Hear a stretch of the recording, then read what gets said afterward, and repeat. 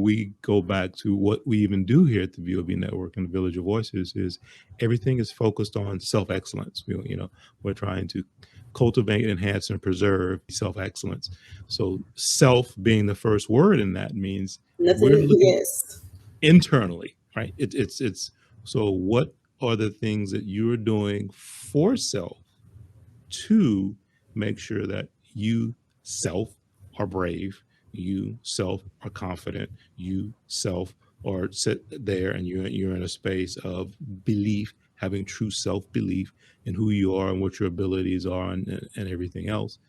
That's the place to focus first so that you can stand those things up and have those walls and those foundations be solid. Once that's there, then that's where you can build the second level of the fort, which is to get yourself out and over the wall towards that freedom and the unknown and what's next for you, because you've built this base in the first part that's so solid. So I think that's a key component to look at too. And this is, where are you in these different areas? Do you truly have the self-confidence, self-belief, et cetera, within yourself? Not what others think, not what their judgments are, not what the world says, where you should be, who you should be, but this is none of that. This is that talk that really is between your head and your heart, and then also those things that your gut tells you, because that's what's really going to matter when you start to try to make these transitions and make these changes.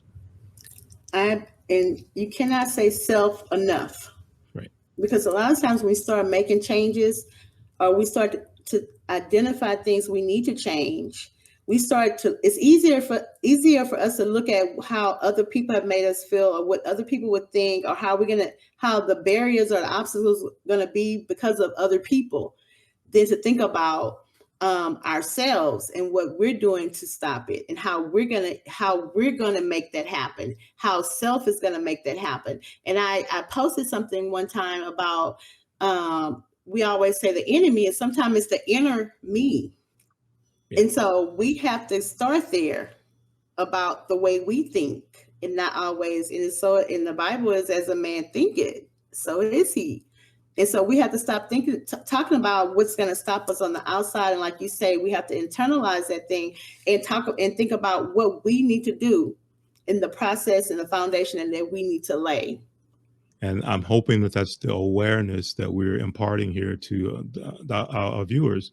And that ties back to, as you go through evaluating what your needs are and why are they being met or not. And again, it's your needs. It's not what the other person thinks your need should be, or they believe that they're meeting your need.